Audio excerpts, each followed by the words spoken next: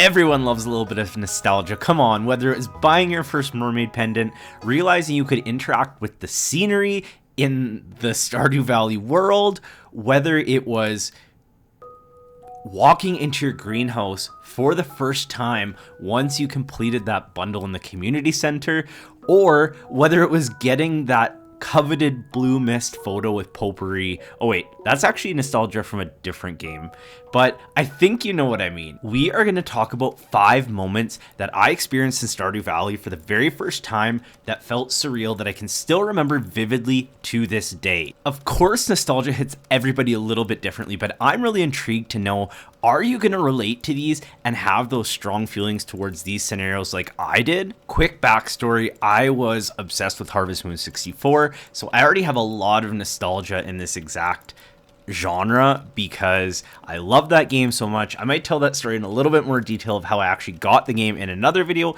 but for now, all you need to know is that I love that game so much, and when I finally got it, I spent hours playing it. And also, the wild thing is, my love for that game was so strong, and my memories of it were so good that I almost refused to play Stardew Valley, which actually makes my brain spin because I've spent so many hours on this game. But I'm sure you do not care about how or why I played this game. You probably just want to get to the goods of the video. So if you're anything like me, you feel those waves of nostalgia too. I'm assuming that's why you clicked on the thumbnail. I'm assuming that's why you're tuning in. There is so many potential moments here, and I already have a bunch more in my head, so I think this is going to be a series, so definitely like and follow if you want to keep following along, and definitely let me know in the comments what are the moments that are peak Stardew Valley experience for you, that when you experienced it for the first time, it made you have that wave of joy or happiness that you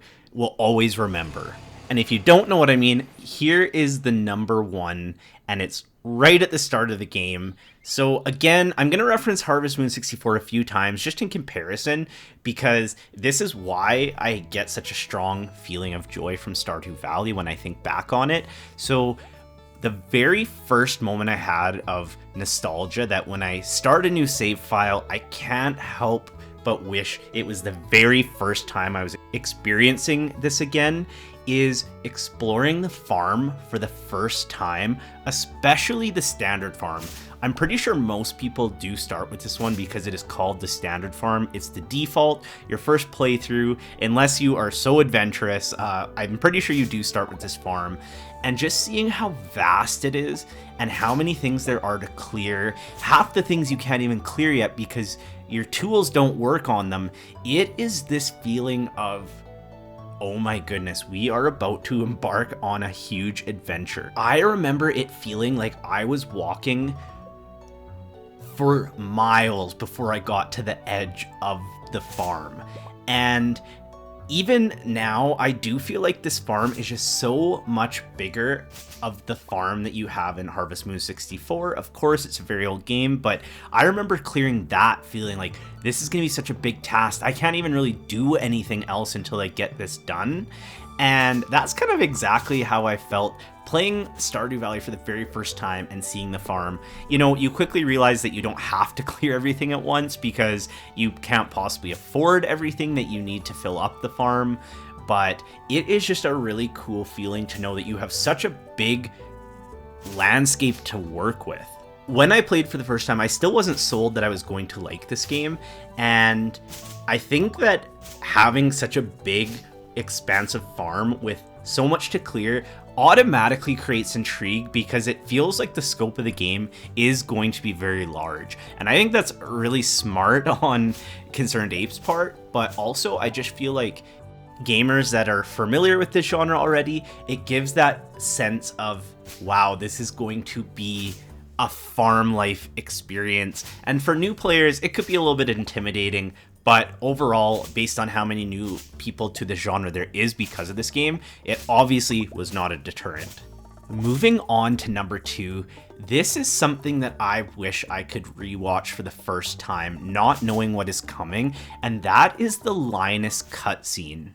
This cutscene had such a big impact on me because it gave that layer of real world, which in other farming genre games you don't really get, and it made the world feel very important. There's somebody that is obviously houseless and, possibly struggling, and it already gave some understanding into that character, and I thought that was very, very cool. So every time I start a new save file and I see that scene again, I get this little twinge in my stomach that I know what's coming, but I wish I could relive it for the first time, because it set my expectations for my interactions with the villagers up so high, and I couldn't wait to unlock more. Whereas in some other games, I felt like I just cared about the farming and making gold and progressing through the game. I didn't really care about the character development. So again, I think this was like a really good design choice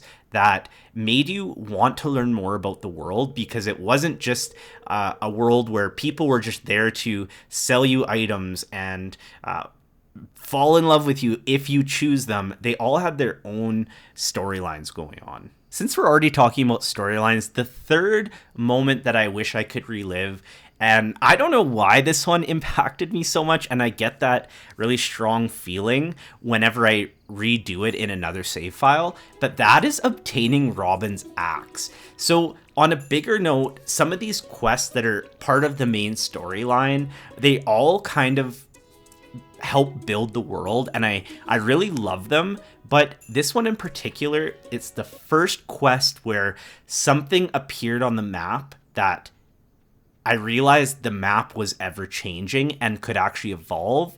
And that to me was very cool. I know it seems really simple, but if you think back to a lot of other games, the capabilities just weren't there to do that.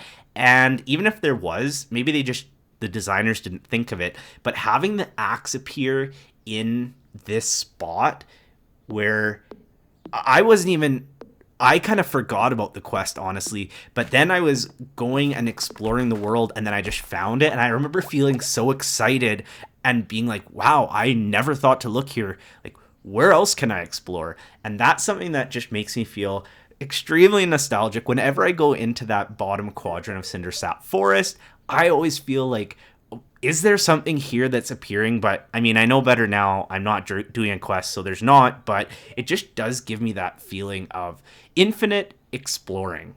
Okay, number 4, this is also going to be another random fact about me that you probably don't care about, but I get creeped out really easily. I don't like watching scary movies, and when I'm in the mines with the bats, or especially in Skull Cavern, I get scared when the bats all come at you. That is how much I don't like being scared. And so this is one of the moments that, even though it makes me cringe a little bit, I do wish I could relive. And that is walking home in the dark for the first time. Do you remember the first time when you were in the mines, that message came up that it is getting late, and you realized, oh my goodness, I need to get home. Maybe you hadn't even ever seen what happens yet when you don't make it home before the end of the night, but it's this immediate feeling of panic, or at least it was for me. So walking home in the dark, was so unfamiliar with the map that it felt impossible to get home. I ran into walls, I took wrong turns, and I was like actually panicking that I was not going to make it home by the end of the night. I had just spent all this time in the mines, and I felt like I had no idea where I was going, and it was such a cool and creepy feeling.